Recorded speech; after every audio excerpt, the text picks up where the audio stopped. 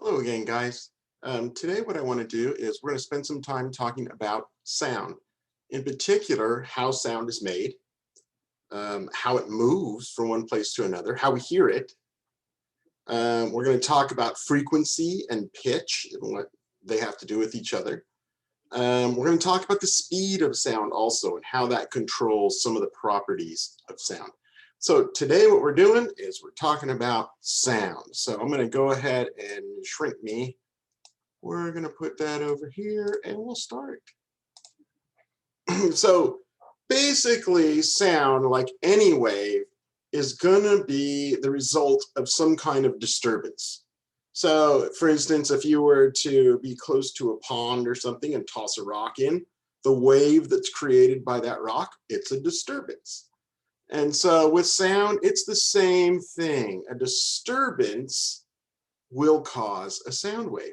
Now remember, we had two different types of sound waves. In particular, we had one that was kind of light and water waves, or that one type of wave. Excuse me. Sound waves is the other type. And hopefully you guys remember this. It started with an L. Sound waves are longitudinal. All right, longitudinal waves, which basically means that as a sound wave moves from one place to another, that the particles of air that the sound moves through, I'm going towards my microphone, which is right here. The particles from my voice, as my voice is created, the particles are going to move forward and then back, forward and then back. So these particles close to my mouth will move this way. They'll bump into particles that are here. Those particles then move this way, and they're going to bump into particles that were here. And so the particles move back and forth, but pretty much stay in the same place as the sound wave moves forward. Okay? So sound waves are longitudinal waves. All right, something you guys should remember. Okay, so when we talk about sound waves, just like we talked about at the very beginning of the wave stuff, this can be a one-time event, like an explosion or firecracker or a firework or maybe some thunder, or it could be a repeating vibration that goes over and over and over again. So if you just sit there and go, bah, you're basically projecting a particular sound at a particular frequency. And so it's a repeated motion that goes back and forth. You see the same thing with somebody playing a trumpet or somebody playing a guitar. If they play a particular note, that sound wave is repeating, and it's created by a vibration that keeps going at the same speed the whole time that you hear that particular sound. Okay, so if we're going to make sound, the way that we make sound is essentially we all have a voice box, and your voice box is going to be in your throat. Guys, you have an Adam's apple because your voice box or your larynx is a little bit larger than ladies than your larynx is. Everyone has a larynx, but guys tend to be a little bit larger because their vocal cords are a little bit longer. This also explains why most, at least most people as they get older, that men typically have lower voices because their vocal cords are longer. So it changes the way that that vibration happens. And what I would basically say is the way that we make sound is inside your larynx, you've got these two vocal cords that are here. And as we push air up through our trachea, through our windpipe from our lungs, we will pass air between those two vocal cords. These vocal cords right here will start to vibrate. All right, so you actually have muscles in there that control, plus the rate of airflow controls the rate at which they vibrate. And so as they start to vibrate, your vocal cords will vibrate back and forth. They will begin to push the air that's around them at the same rate. So why do males typically have deeper voices, lower voices? Because our vocal cords vibrate slower. than typical female vocal cords do. All right, so this is a reason why girls, you have higher voices, and boys, you have lower voices typically. Right? Oh, let me go back just a second. So this is just a couple other examples of noisemakers. This is a one-time disturbance. This is the explosion of, darn it, now I forgot the name of the Krakatoa. It was a volcano in the South Pacific, kind of north of Australia.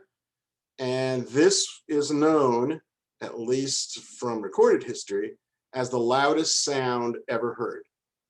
This again, volcano was just north of Australia, and it is said, this is in 1870 something, it is said that it was actually heard in East Africa.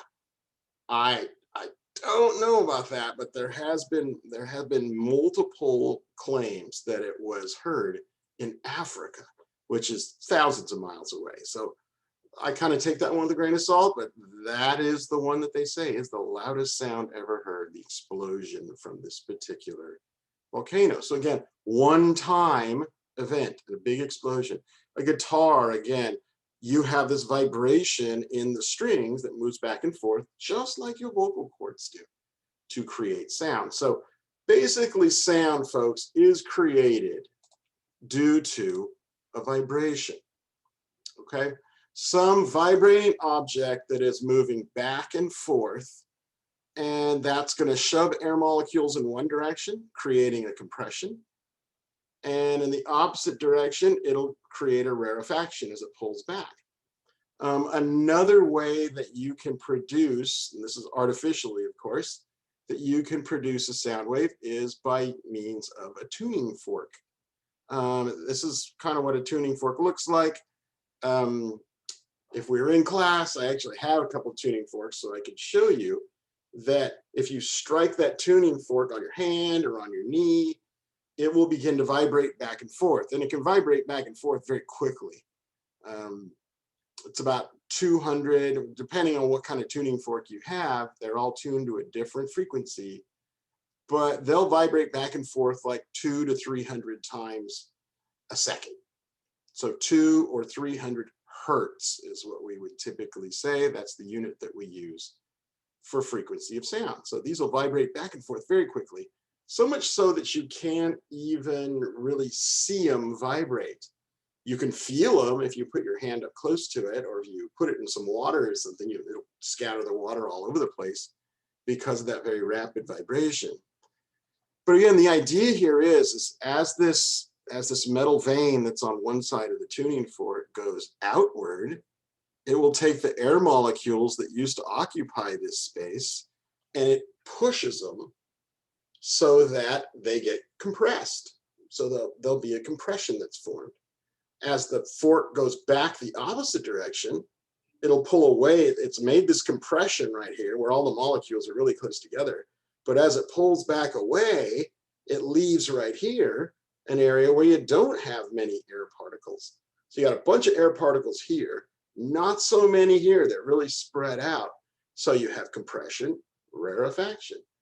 And those will move away. They'll move away from that sound source, just like that compression, rarefaction. And as they move away, that thing goes back, the vein goes back and makes another compression.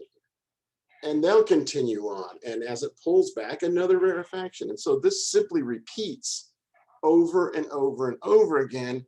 And unfortunately, it's not playing. This is an animation, and it should be playing, but it's not right now. So you can see, though, you have an area of compression here, rarefaction here, another rarefaction, another compression, another rarefaction, another compression. And this pattern just repeats over and over and over again.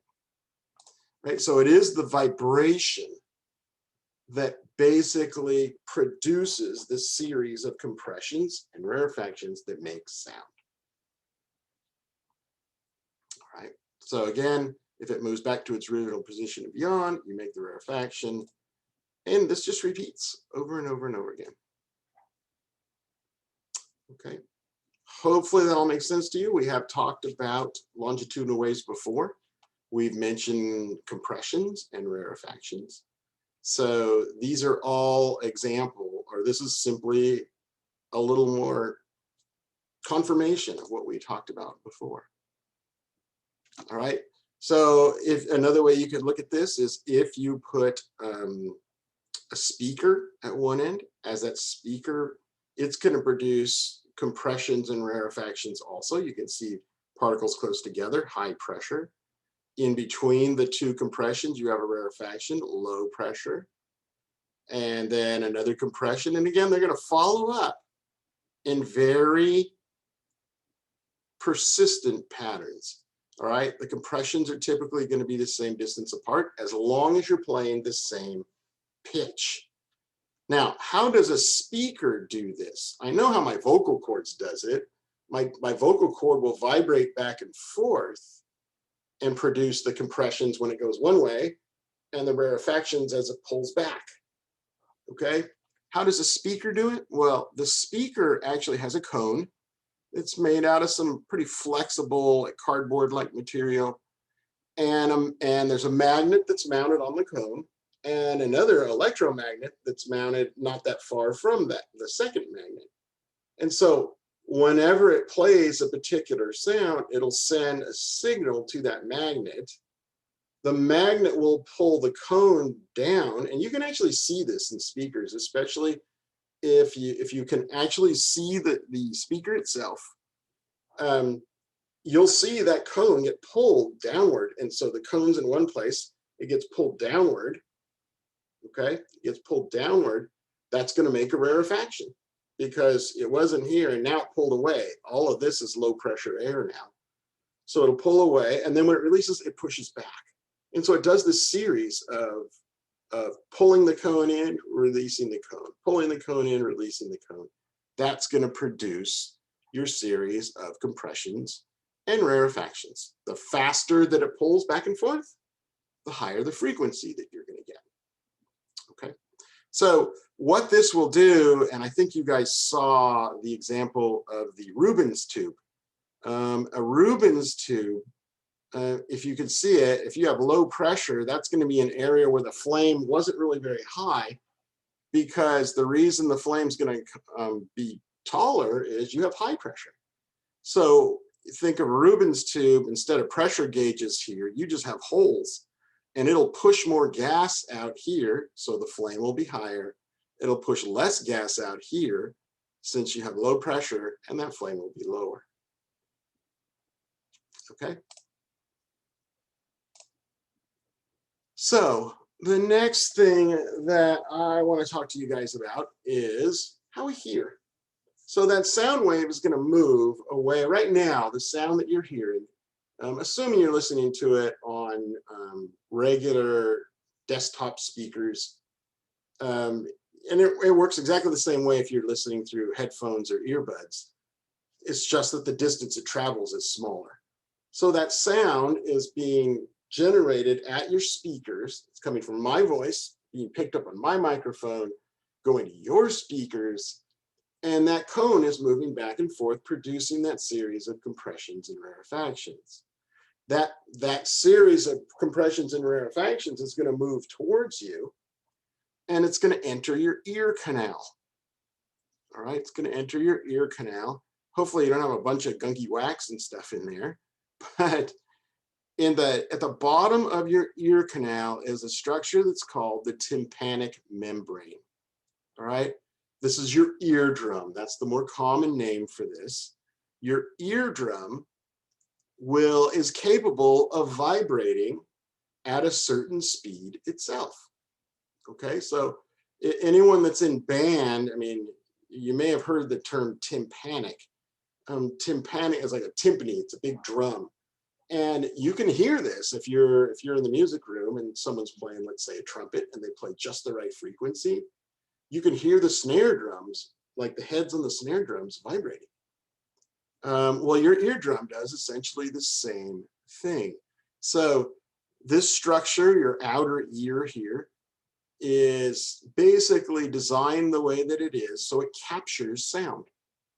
And that sound will enter your ear canal, go up your ear canal, and strike that tympanic membrane. that's going to make that tympanic membrane vibrate. Think of it this way. When the compression hits this tympanic membrane, this eardrum, it pushes the eardrum in. All right, well, right behind that compression is going to be a rarefaction, and that allows the eardrum to go back out. So this is a series of inward movements of your eardrum and outward movements of your eardrum, and it happens over and over and over again at a certain rate. That eardrum is going to be connected to 3 little tiny bones, and those bones at the end, this is what's called the stirrup.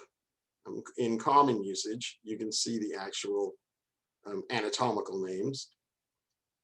But as this stirrup that's here gets pushed in due to this vibrating motion, it pushes in on a fluid. There's a fluid that's in this structure. It's called your cochlea.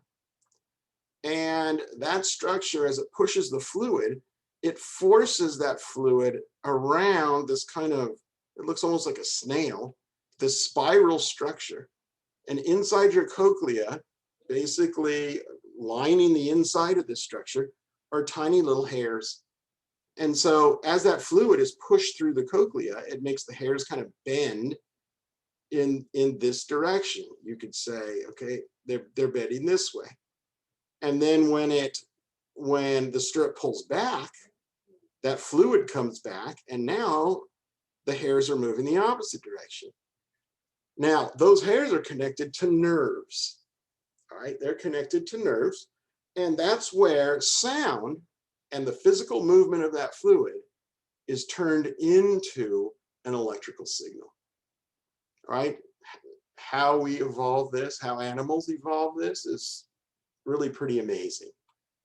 But anyhow, what happens here is the rate at which those hairs move one direction, then the next, inside of your cochlea, generates a particular electrical signal that is sent through your cochlear nerve to your brain. Your brain is going to take that electrical signal and it interprets it as a particular sound. So it's all pretty amazing, if you ask me, that this can happen.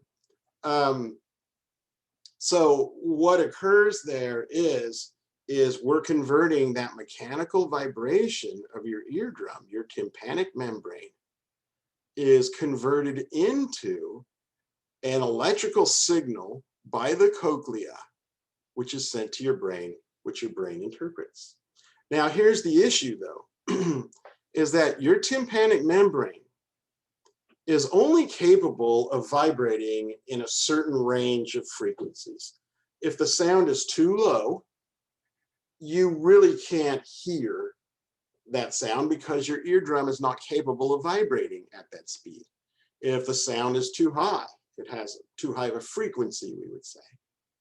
All right, it won't be able to vibrate and you won't be able to hear it. It's ultrasonic.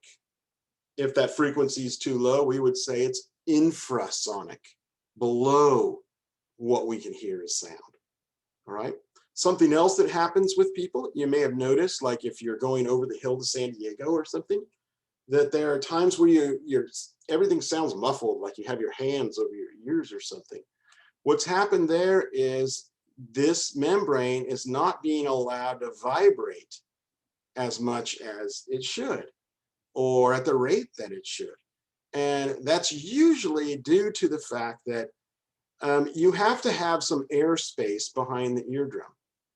If the pressure that's here in your inner ear is the same as the pressure that's in the outside environment, then this eardrum is going to be able to vibrate back and forth pretty well. It won't really have a problem.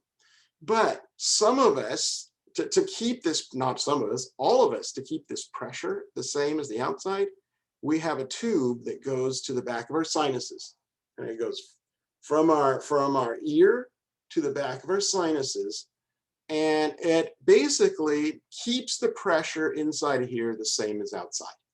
So you notice it's usually when you're going up and over the hill, when the pressure changes, that you may have trouble with this and your hearing kind of suffers. What's happened is this tube, which is called an eustachian tube, the eustachian tube, for some reason or another, has gotten plugged up. It's clogged. Usually this happens when you have a cold. Your sinuses are kind of filled with mucus or something, and a little bit of that mucus kind of gets up into the eustachian tube and plugs it up. The other thing that happen is if you have allergies, sometimes your nasal passages get inflamed and kind of like swollen, and the eustachian tube can swell shut.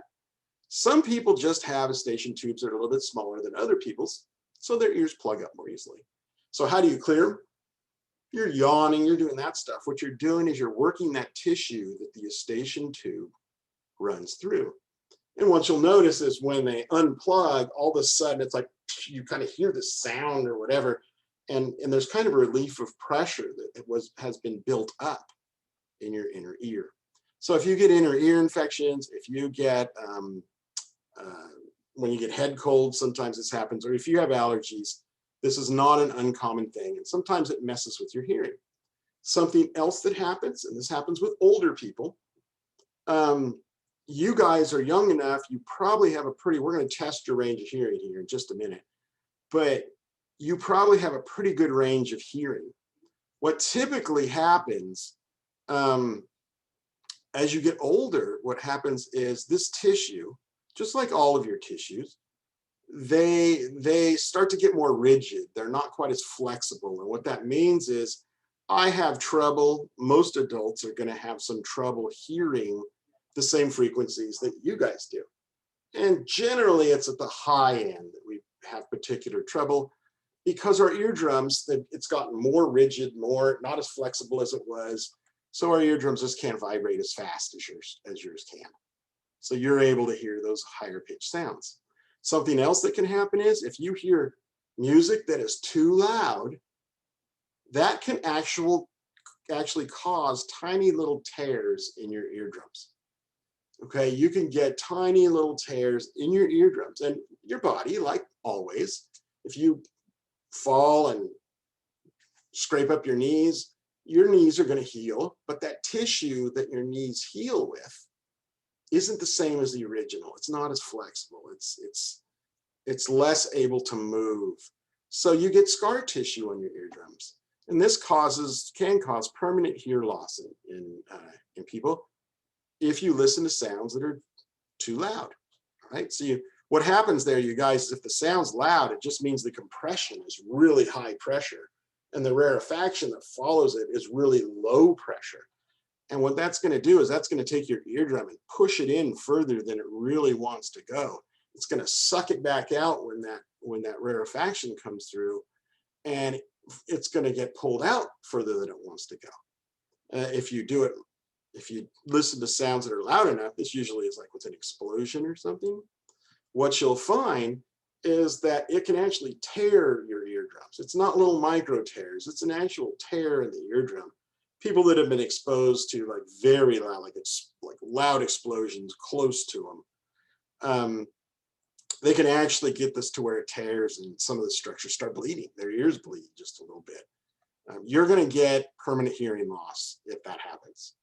It may not be all of it. Your body again is going to heal that eardrum, but you will get some loss of hearing, and that's another reason why if you talk to your grandparents or something, they ask you to keep repeating yourself because they just can't hear as well as they could when they were younger. It's a natural consequence of hearing loud sounds and aging. So what we find is that typically human beings are capable of hearing sounds between about 20 hertz, that would be 20 back and forth vibrations of this eardrum a second. So we could go back, and that's the lowest sound that you'll typically be able to hear. And 20,000 hertz, which would be quite fast. This thing's going to be vibrating 20,000 times a second back and forth. You probably know that dogs have a better range of hearing. Dogs will typically go from about 60 hertz, so we can hear low sounds a little better than they can. Dogs go typically between about 60 hertz and about, where was it? I wrote it down. 45,000 hertz is what dogs can do. If you have a cat, it's about that same 60 hertz is where it starts on the bottom end. but cats can actually hear, can have their eardrums vibrate 65,000 times a second. Bats are up to 100,000 times a second. So different species have different ranges of hearing. Ours tends to be between 20 and 20,000. I would say that more than likely what you'd find is that with dogs, they can hear up to 45, because either it's a defense mechanism that animals that preyed on dogs early maybe produce sounds that were higher. We don't need to hear those sounds for one reason or another, and dogs do. It could be, more than likely, it's their prey. So their prey probably makes animals, if you look at like mice or rats or something like that, they probably, as they're moving underground, are capable of producing higher pitched sounds that dogs need to hear in order to survive. Okay, so what we would generally say is dogs can have a wider range of hearing. They go up to about 45,000. If you think of some sound waves that you can't really hear, earthquakes. Earthquakes have a frequency that is down around 8 or 10 hertz is what we would usually say. So it's in the very low area of our ability to hear. Our eardrums just can't vibrate that slowly. There may be a few people that can. Typically, though, what you're hearing, if you say, "Oh, I can hear an earthquake," you're actually hearing the structures that are around you. And so, like for instance, an earthquake may cause a vibration in, I got a window that's right over here, in a pane of glass, and so you'll hear that vibration of the glass moving when an earthquake wave is coming through. But anything that's outside of this range, we typically can't hear. Okay.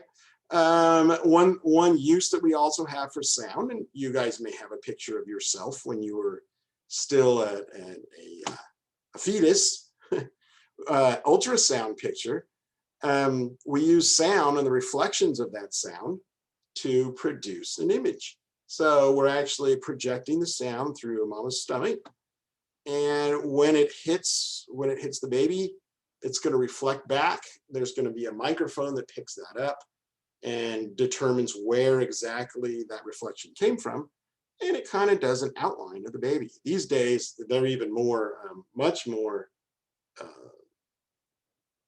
telling. I mean, you can really see structures. You can see fingers and hands, almost like the baby is right there. But these depend on waves, and generally the way this works is the higher the frequency that you send through, the more detailed the image can be. You can't detail a portion of this image that's any smaller than the smallest wavelength that you're sending through.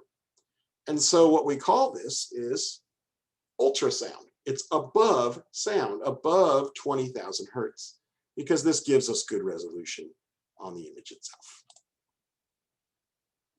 Okay, and as I mentioned before, my grandma doesn't hear as well as she used to. What's up with that? That's usually going to have something to do with this tympanic membrane. So this is, as we get older, we have that aging and the damage that's occurred, and it just makes so the vibrations don't work as well. There are some people who those little hairs inside their cochlea don't really work just right.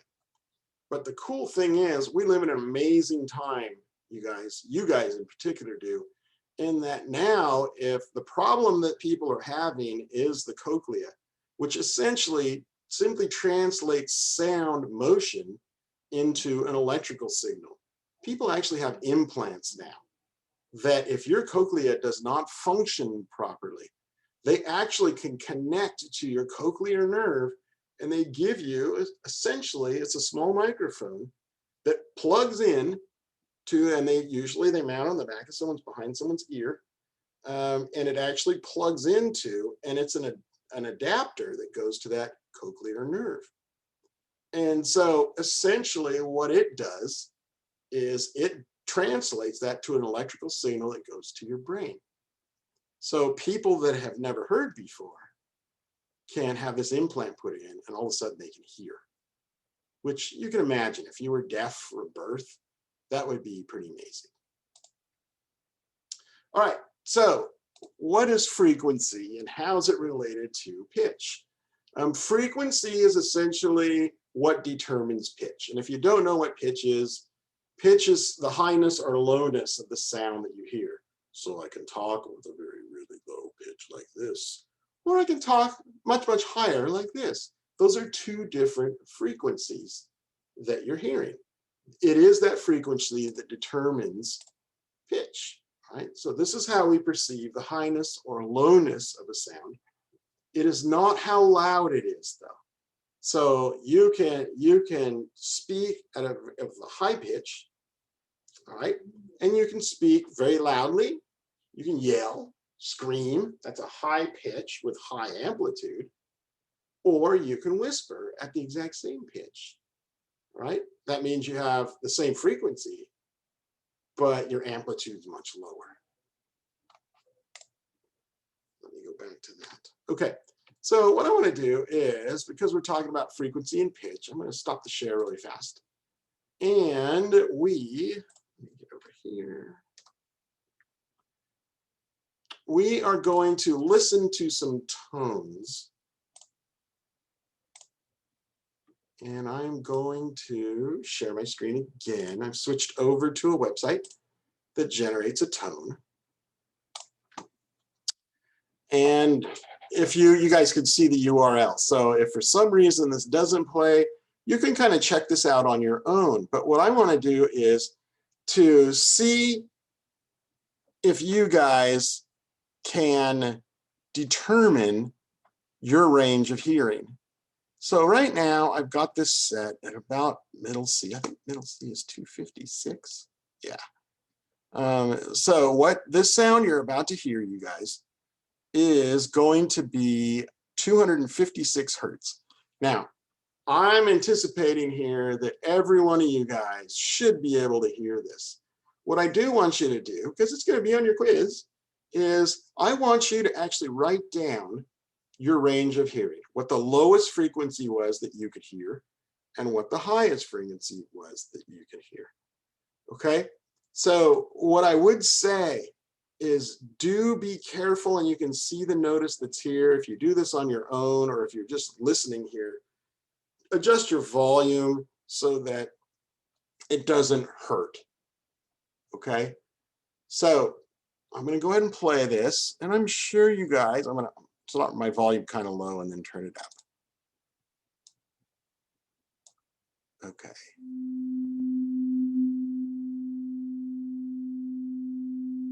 Now I'm assuming that you guys can hear this sound right now. I'm going to adjust this lower. We're going to test the low end of your hearing. I'm assuming you guys, hopefully you can still hear it. There's 180.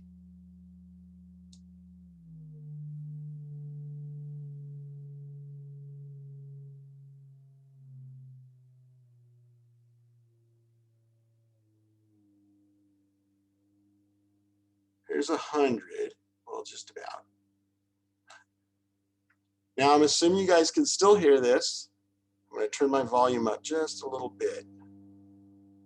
If it starts to hurt or anything, and usually the low end doesn't, then you guys make sure that you adjust your volume accordingly. I'm going to start running it down, and I suspect somewhere around 50 or 60, you're going to stop hearing it.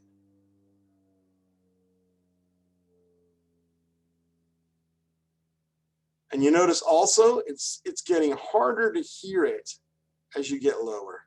I haven't adjusted the volume right now at all. I can still hear this. Hopefully you can. There's 70.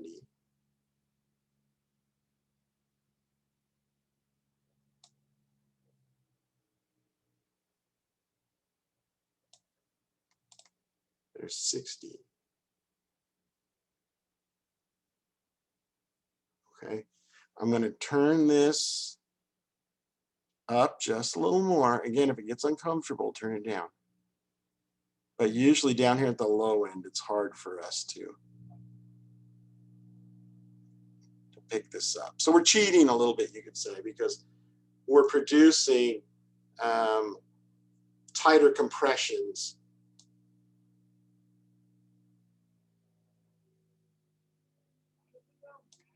Again, I haven't adjusted the sound right now either when I was changing. We're down to 50. Some of you guys will start dropping out here. 40.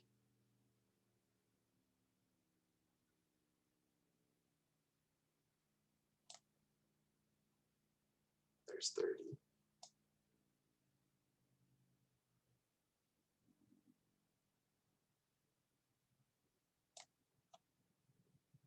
How you guys doing? We're down to 20.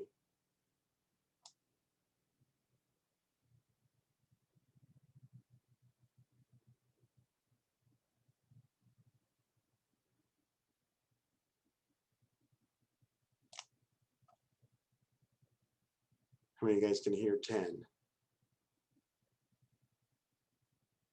This is real low, and we're cheating because we're making this louder than.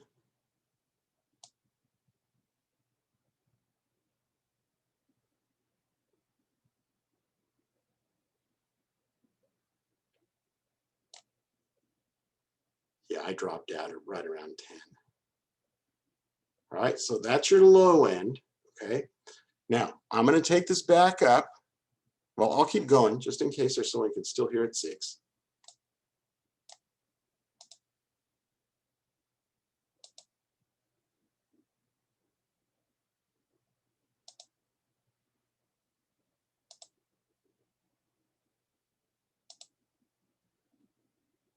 All right, that's 1 hertz. That's 1 vibration per second. Okay, I am going to now run it back up. And I'm going to turn this sound down because the high end, we're more sensitive to the high end.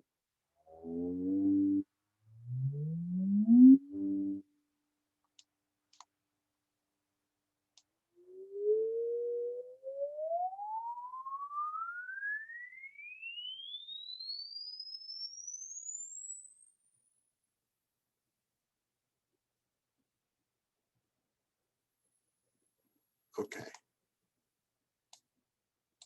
I can still hear this. Now I'm going to turn this up a little bit, but you guys be careful because my ears aren't as sensitive to the high end as yours. So adjust your volume appropriately. But now I can still hear this. It's not a pleasant sound, really.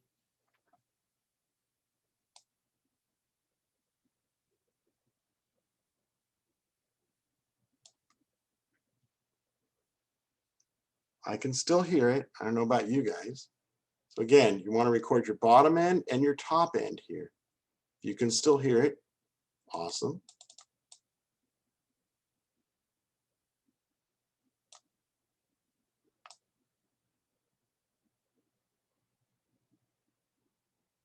Run it up to 15,000. Can you guys hear it?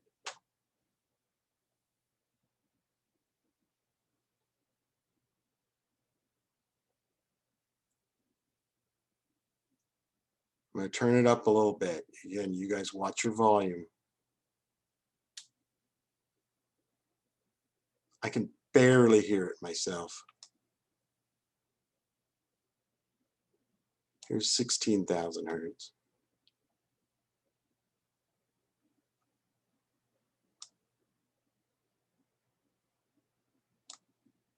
Anyone still in at 17,000? I lost it, about 15,000.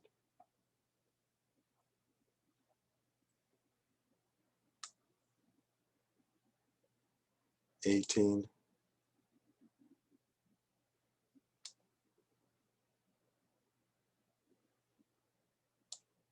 19.5.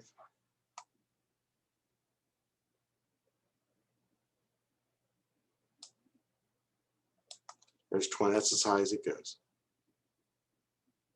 All right, so hopefully you guys can see kind of what your range is. Oh, let me turn that way down. Okay, Now, this led to kind of an interesting phenomenon, and I think they may still have it, but they had something called the mosquito ringtone. And what the mosquito ringtone essentially is it's a ringtone for your cell phone that is at a frequency that is above what most people who are over, say, 25 is kind of the average age when that top end of your hearing drops out. And so it's probably 16,500 or 17,000 hertz. There was a shopkeeper, I guess, in England, and he had teenagers that would hang out in front of his store, and he had a lot of older customers that would come into his store, and the older customers weren't wanting to come in because all these teenagers were hanging out in front and just harassing the older people that were coming in and that kind of stuff. And so he tried to shoo them off. He tried to scare them away, and he just couldn't get rid of them. And he saw an article about how hearing at higher frequencies is lost as you get older. And he struck on an idea. He had speakers that were in the entry of his, just to play music and whatnot, as people were walking down the sidewalk in front of his shop and hopefully draw them in. And he struck upon the idea, well, what if I just play a frequency that's not real pleasant and that older people can't hear, but younger people can? And so he basically set up a tone generator that was running at about 17,000 hertz, and he ran it through the speakers in front of his store. The teenagers didn't really like it. And so over time, they just didn't come around anymore because the sound that they could hear, but other people couldn't, was so irritating to them. So that's kind of, I guess, a practical use of frequency and the ability to hear different frequencies. So I'm going to stop this because it's kind of irritating. But you guys should remember what your frequency is. And when you guys, let me stop that share.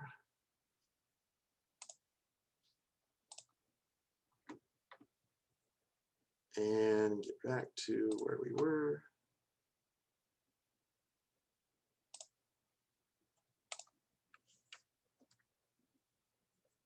And let's go back here and I'll share it again. Oh, too many things going on. Okay. And I'm going to wrap up today. We did this by talking about the speed of sound. One thing that is true about sound is that it has to have a medium. It has to have something to move through. Vibrations can't move from one particle to another, to another, to another without having particles to collide with. And so I think I've mentioned before that if you're in outer space where there is hardly any medium at all, sound just isn't going to move. You can't, if you see something explode, you won't be able to hear the explosion unless it has a medium to travel through. So how fast that medium moves, or excuse me, how fast that sound moves is also dependent upon the media. So what you can look at here, what do you notice generally about gases, liquids, and solids in terms of the speed at which they move? Well, a general statement about gases, liquids, and solids is that gases tend to have slower speeds. Sound has slower speeds if it's a gas that is moving through than liquids. And liquids have slower speeds than solids. So in general, solids are going to have faster speeds than liquids. Liquids have faster speeds than gases.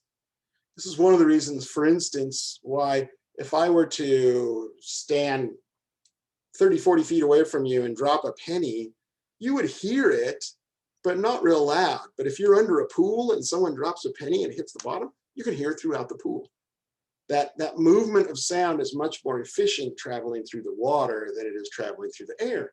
One of the reasons being, if I'm depending on one water molecule striking another water molecule in order to have the sound move, then water has their particles much closer together. You're going to get those collisions much more rapidly than you will with air where the particles are further apart. What else do you notice? Within air, notice how the hotter the air gets, the faster that sound moves. So at 0 Celsius, you got 331. At room temperature, you got 346. At 100 degrees Celsius, you got 366. All right. Well, what changes as temperature goes up? Density does. The density of air is less at 100 than it is at 0. And what we find is that the less dense that it is, the faster it seems to move. Ditto down here. Lead's very, very dense. Okay. And you get a lower speed than you do with low density aluminum. So in general, gases have lower speeds than solids or liquids. And within the different phases, the more dense the medium, the faster that the, I got that backwards. Yeah, that's backwards. Darn it. This should be the less dense the medium. I'm going to change that right now just so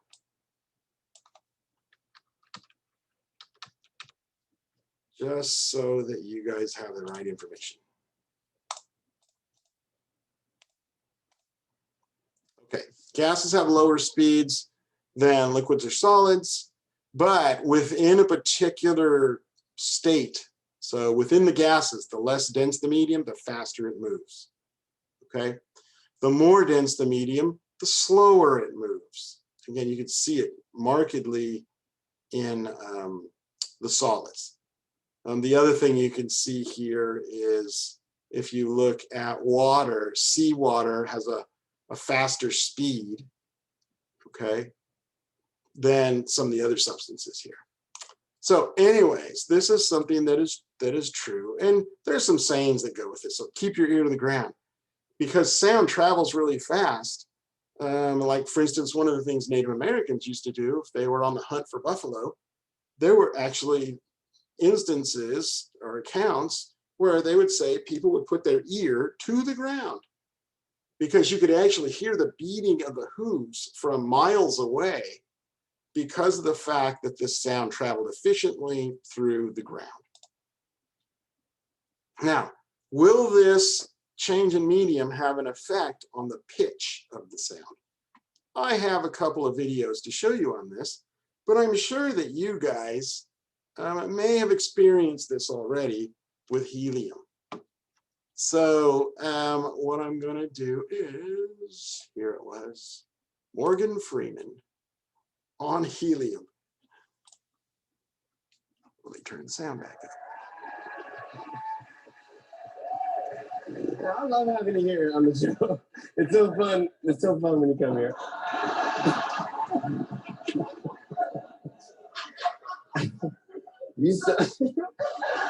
You still sail on your ship? Remember you told me you have a sailboat. No, I don't sail in one. So I was gonna because I never got the invite, and but I always wanted to go on your ship because you know what I would call you? it's a sailboat. Sailboat. Sorry, do you know what I would call you? No. Captain Morgan.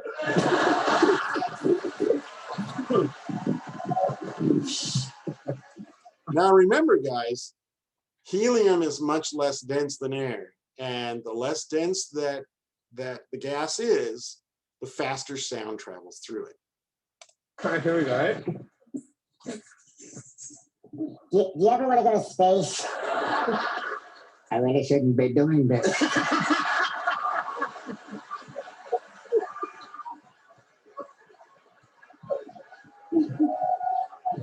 It's helium. It's helium, Morgan. It is helium. It's very undignified. No. I think your voice sounds great. It's not undignified. Some people just have voices like this, so you're actually making fun of those people. See? I told you.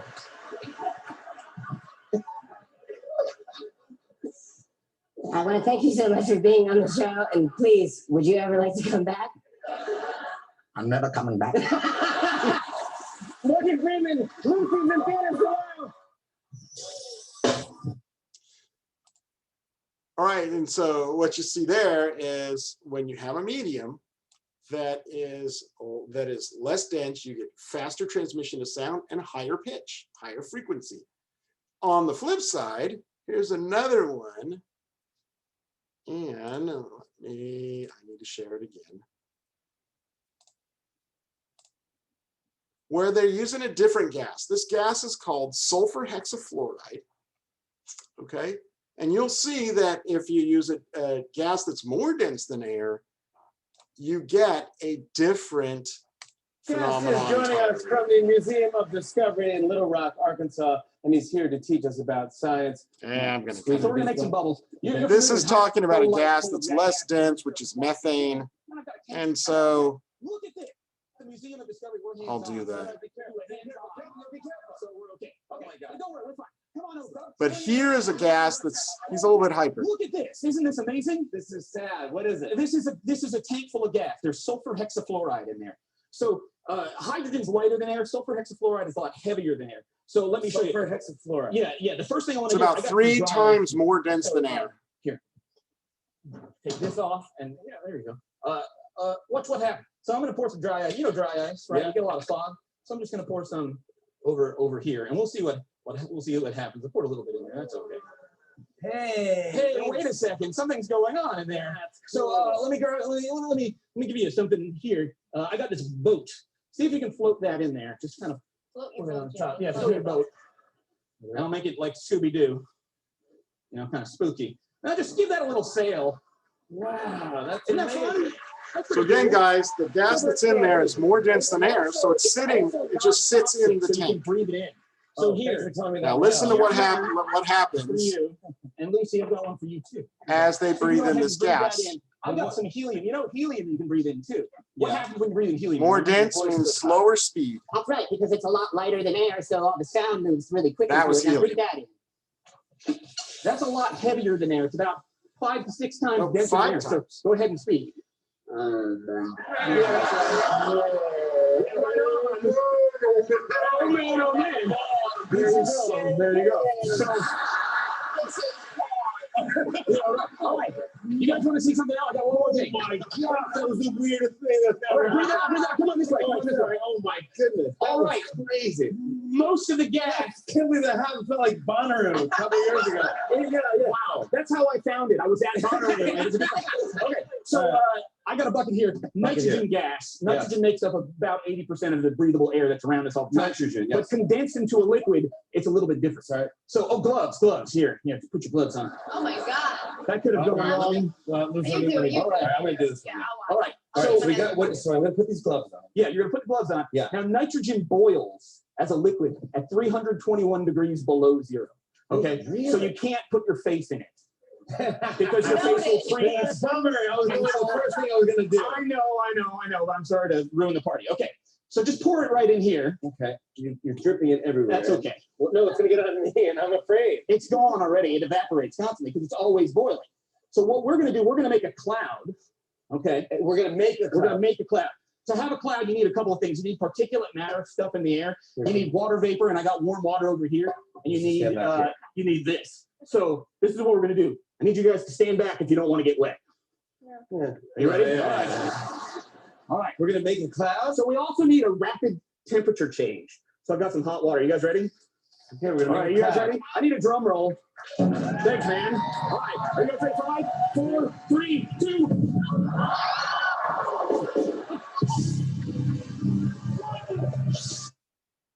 All right, guys. So let me.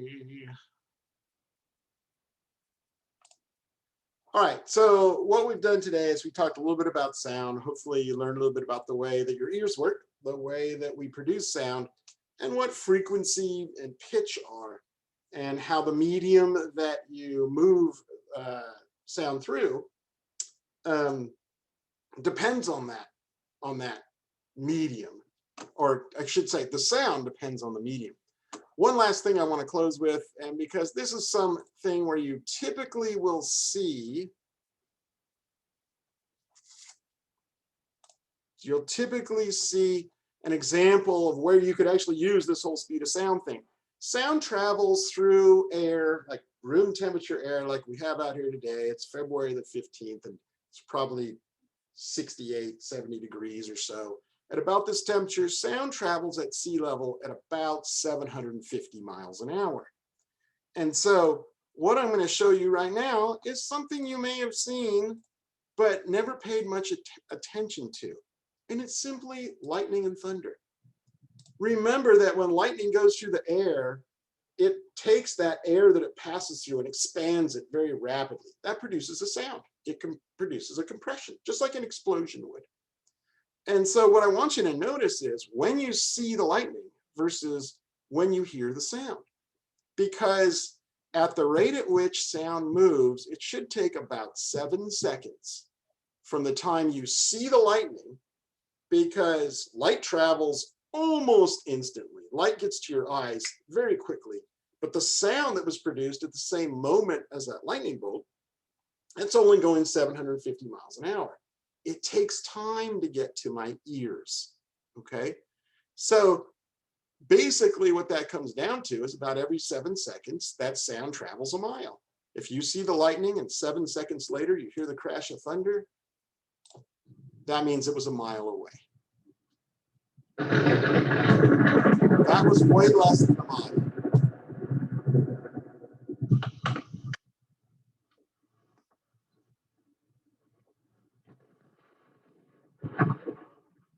Again, way less. I think these are all pretty close.